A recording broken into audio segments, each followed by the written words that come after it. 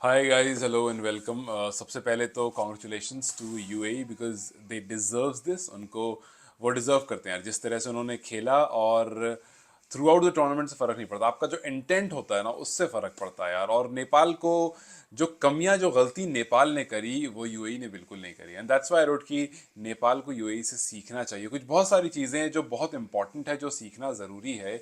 जैसे आप देखो ना, आप सबसे पहले इंटेंट की बात करो। अगर नेपाल के साथ सबसे बड़ी प्रॉब्लम थी उनका टॉप ऑर्डर। नेपाल का टॉप ऑर्डर परफॉर्म नहीं कर रहा था, और जो परफॉर्म कर रहा था वो इतना स्लो हो जा रहा था एक पॉइंट पर आने के बाद कि आपके नीचे वाले जो प्लेयर्स हैं उन पर सारा प्रेशर आ जा रहा था। और ऊपर तो खैर आप देखो, टेक्निकली तो पूरे टूर्नामेंट में किसी ने सिंगल हैंडेडली मैच नहीं जिताया। अगर आपके फाइनल में आपका कप्तान आकर के सेंचुरी मार दे, what else do you want? मतलब वो भी उस टीम को देखो। यूएई ने जब नेपाल को हराया तो वो कॉन्फिडेंट हो गए। वो कॉन्फिडेंट हो गए कि हमने इस टूर्नामेंट की फेवरेट को हरा दिया है। और जब आप फेवरेट को हराते हो ना, आपका जो कॉन्फिडेंस लेवल होता है वो यहाँ से सीधा यहाँ चला जाता है। और वही हुआ, सीधा कॉन्फिडेंस लेवल ऊपर चला गया। और उसके बाद जब फाइनल में पहुंचे, पहले बैटिंग करने आए, सोचो 93 और पहला विकेट गिरा। मैंने पूरा पूरा मैच नहीं देखा था। मैंने स्टार्टिंग का मैच देखा कुछ 100 रन तक। फिर मैंने कहा यार अब तो अच्छा स्टार्ट मिल गया इनको। और फिर उसके बाद मैंने मिड इनिंग्स में देखा तो आई वाज वेरी श्योर कि यहाँ से निकाल लेंगे। Because I mean I know कि ओमान सामने था, आप ओमान के घर पर खेल रहे थे। बट यार डर के ना पीछे हट के काम नहीं होता है। आप सामने खड़े होकर के वो इंटेंट देखो, किस तरह से उन्होंने बैटिंग करी, किस तरह से कप्तान की सेंचुरी आती है। और आप वसीम का इंटेंट देखो ना यार। मतलब अगर आपने मैचेस देखा, मैंने जितना देखा और फिर जितना मैं उसके बाद ओवरऑल मैंने ट्विटर पर अलग अलग जगह पर देखा, मुझे एक ही चीज़ समझ में आई यार कि हमारे प्लेयर्स में, नेपाल के बारे में बात कर रहा हूँ क्योंकि हमारे प्लेयर्स में वो इंटेंट नहीं था। आप जीत कर आ रहे थे, जीतने का आप उठाकर देख लो, आपको एक भी ना ऐसी बड़ी पारी नहीं दिखेगी किसी में जिसने 56 में 100 कर दिए हों। किसी ने ऐसी कोई बड़ी पारी नहीं दिखेगी आपको। दीपेंद्र नीचे दम लगाते हुए दिख जाएंगे, एक दो ओवर में जितने दम लगाए उस वजह से जीते। आपको गुलशन कहीं पर दम लगाते हुए दिख जाएंगे। आपको वो स्टार्ट नहीं मिला। और अगर टूर्नामेंट में ना आपको अच्छा स्टार्ट नहीं मिलता तो कहीं ना कहीं आप एक्सपोज हो जाते हो। और एक्चुअली में आप सेमीज में एक्सपोज हुए हो, आप हांगकांग के सामने एक्सपोज हुए हो। क्योंकि और आपने जो गलती यूएई के सामने करी वही गलती आपने हांगकांग के सामने कर दी। आपने कुछ से नहीं सीखा, लेकिन यूएई ने सीख लिया। यूएई ने देखा और यूएई ने समझ लिया कि भाई शुरू में कैसे परफॉर्म करना है। शुरू में उन्होंने रन्स बनाए, जब रन स्कोर बोर्ड पर आ गए फिर और तेज एक आदमी रन बनाने लगा। फिर दूसरे एंड से बंदा आया, वो भी रन बनाया। मतलब आप देखो उनका जो 34, 100, 18, 38 ये स्कोर है उनका। यहाँ पर आपको 18, 14 में आया है, 16 में 38 आया, 28 में 34 आया। चाहे वो शरफू हो, चाहे वसीम हो, चाहे विष्णु हो, चाहे आसिफ हो, आपके पास आपको नहीं दिखेगा वो 18 बॉल में 5 रन वाले नहीं। वो होता है प्रेशर ले लेना अपने ऊपर। पहला आपको अच्छा स्टार्ट मिला, फिर आपने उसको जाने दिया। आपने बोला नहीं भैया रुकना नहीं है बिल्कुल भी।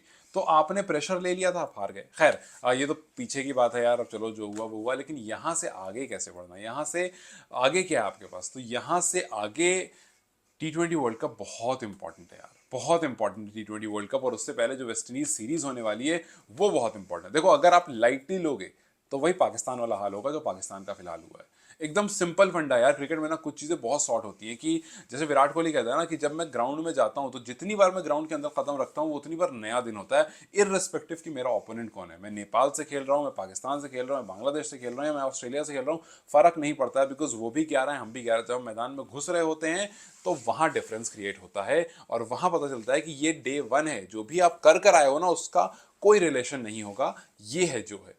बस यही इंटेंट चाहिए होता है कि आप अनबीटन आ रहे हो, फर्क नहीं पड़ता यार। आप अनबीटन आ रहे हो, आप सेमीज में आप फ्रेश मैच खेल रहे हो, वो इंटेंट मिसिंग था, वहां पर मिसिंग हुआ। और फिर उसके बाद आप टूर्नामेंट में बैकफायर हो गया वो पूरा। चलो खैर वो इंपॉर्टेंट नहीं है अब, क्योंकि अब we are moving forward. Important ये है यहाँ पर कि आगे वेस्ट इंडीज का जो टूर है उससे क्या क्या सीखना है। देखो कुछ चीज़ें बहुत सिंपल है। पहली चीज़ आपको ये सीखनी है कि आपका जो नया बॉलिंग कोच आया है वो किस तरह से करण केसी, सोमपाल कामी, आपके जो पेस अटैक है, गुलशन हो गए, इनके साथ मिलकर किस तरह से वो नई टेक्निक्स निकालता है जहां से आप ओपोनेंट को डिमोलिश कर सकते हो, ओपोनेंट के ऊपर डोमिनेशन दिखा सकते हो। बिकॉज वो एक सबसे पहली चीज होती है किसी भी टीम को एक बड़ा बनने में। अगर आपकी पेस बैटरी स्ट्रांग है ना तो आप बड़े बन जाओगे। अगर आपका open order, top order strong है, आप बड़े बन जाओगे। सो पहला आपको अपनी पेस बैटरी पर काम करना है। अगर उस पर हो गया, नेक्स्ट आपका काम होगा अपने टॉप ऑर्डर को किस तरह से T20 वर्ल्ड कप के लिए प्रिपेयर करना है, बिकॉज T20 वर्ल्ड कप में आप बड़ी बड़ी टीम से मिलने वाले हो। वहां पर आपकी ये एंकर इनिंग काम नहीं देगी कि भाई शुरू के 3 जो है वो तीनों ओडीआई क्रिकेट खेल रहे हैं जाकर के, तीनों जाकर के आपको खड़े होकर के 20 में 22 मार रहे हैं या 20 में 18 मार रहे हैं, वो नहीं चलेगा। अगर वो करोगे तो वहां दिखोगे भी नहीं, कोई डिस्कशन नहीं होगा, नेपाल आएगी चली जाएगी पता नहीं चलेगा। यार यूएई जिसका कोई फैन बेस नहीं है यार, मतलब आप सोचो ना, एशिया कप में ये टीम जाएगी, वहां पर 20 आदमी भी शायद इसके फेवर में खड़े नहीं होंगे, 20 फैंस भी शायद नहीं होंगे इकट्ठा एक जगह पर। मैं डिमोटिवेट नहीं कर रहा हूँ, बता रहा हूँ कि सोचो कितना बड़ा फैन बेस था नेपाल का। बट अब छोड़ो, खैर बार बार बात उधर चली जा रही है। लेकिन अब यहाँ पर आप जब वेस्ट इंडीज से सीरीज खेलोगे, वो घर पर आए खेलोगे, आई थिंक नेपाल को अब 2-3 चीज़ें जो चेंज करनी चाहिए। पहली चीज़ ये कि नेपाल को यहाँ से थोड़ी होम सीरीज कम करके कोशिश ये करना चाहिए कि बाहर जाकर खेलें। बाहर जाए खेलेंगे, वेरिएशन मिलेगा, कॉन्फिडेंस आएगा, वहाँ परफॉर्मेंस होगी तो घर आकर तो परफॉर्मेंस हो ही जाएगी।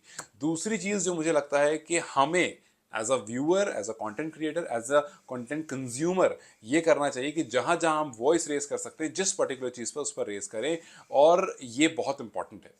इंपॉर्टेंट का एग्जाम्पल आपको देता हूँ, संजू सैमसन का नाम आपने सुना होगा। संजू सैमसन को कंसिडर नहीं किया था, पिछले 2 साल में इतनी आवाज़ उनकी उठी कि वो फाइनली कंसिडरेशन में आ गए थे, टीम में आ गए थे, और अब तो वर्ल्ड कप में जाने की भी बात हो रही है। तो जब आप आवाज़ उठाते हो ना, जब सोशल मीडिया बात करने लगता है ना, तो सिलेक्टर्स को करना पड़ता है वो काम, बिकॉज उनको पता है कि भाई परफॉर्मेंस सामने से दिख रही है। So if you think Anil deserves to be here, talk about Anil. If you think Asif deserves to stay, talk about Asif. आपको जो लगता है आप करो। अगर आपको लगता है कि भाई रोहित की कप्तानी में मिस्टेक्स थी, जो कि थी मिस्टेक्स, आपको उनकी अप्रोचेस में चेंजेस चाहिए, उसके बारे में बात करना शुरू कर दो। जैसे बहुत सिंपल एग्जांपल, मैंने आज जब मैं ऑफिस में था, मैंने राहुल तेवतिया के ऊपर बात करी, बिकॉज मुझे पता है कि राहुल तेवतिया को उतना फोकस नहीं मिल रहा जितनी ज़रूरत है। सो आई डिसाइडेड कि नहीं यार, मैं राहुल तेवतिया बात करना शुरू करूंगा, बिकॉज इवेंचुअली वो चीज़ हेल्प करेगी। तो ये हमारा काम है, जो परफॉर्मेंस कर रहा है उसका काम परफॉर्मेंस करना है, जिसको बूस्ट करना है वो हमारा काम है। So that's what I did there. और यहाँ पर भी जिस चीज़ के बारे में बात होगी, जहाँ लगेगा उसको बूस्ट करना, उसको बूस्ट किया जाएगा। पाकिस्तान का एग्जांपल मैंने इसलिए दिया क्योंकि देखो, पाकिस्तान पहला मैच तो वॉश आउट हो गया, दूसरा T20 बहुत कॉन्फिडेंटली आगे बढ़ा। आमिर की ज़बरदस्त स्पेल हमने देखा, शाहीन शाफरीदी का स्पेल देखा हमने, मतलब आप देखो ओवरऑल जो अबरार पूरा जो उनका बॉलिंग यूनिट है ना, उन्होंने बहुत अच्छी परफॉर्मेंस करी। 2-2 विकेट सबको मिले, शाहीन को मैन ऑफ द मैच मिला, मतलब काफ़ी अच्छी परफॉर्मेंस थी वहाँ पर। लेकिन वहीं जब आप अगले मैच में देखते हो, नेक्स्ट T20 में मामला ख़राब हो गया। आप ओवर कॉन्फिडेंस हो गए कि भाई ये तो न्यूजीलैंड की सी टीम है, क्या ही कर लेगी हमारे साथ। आप एकदम ओवर कॉन्फिडेंस हो गए और फिर आकर के उन्होंने धो दिया। मार्क चैपमैन ने तो इस तरह से मारा जैसे वो उनका अपना घर हो और आप वहाँ विजिटर्स हो। तो आप जैसे ही ओवर कॉन्फिडेंस हो जाते हो ना, मामला वहाँ खराब हो जाता है। और वही मामला खराब हुआ नेपाल का सेमीज में। तो खैर अब यहाँ से वेस्ट इंडीज टूर को थोड़ा सा इज्जत देना है, वेस्ट इंडीज टूर के साथ थोड़ा सा ध्यान से और थोड़ा सा अच्छी प्रैक्टिस के साथ, और जो गलतियां हुई हैं उसको दिमाग में रखते हुए आगे बढ़ना है। जो यूएई ने हमने जो हमसे जो यूएई ने सीखा और यूएई ने जो एग्जीक्यूट करा, उसको देख करके हमें सीखना है फाइनली कि कहाँ कहाँ मिस्टेक नहीं होनी थी।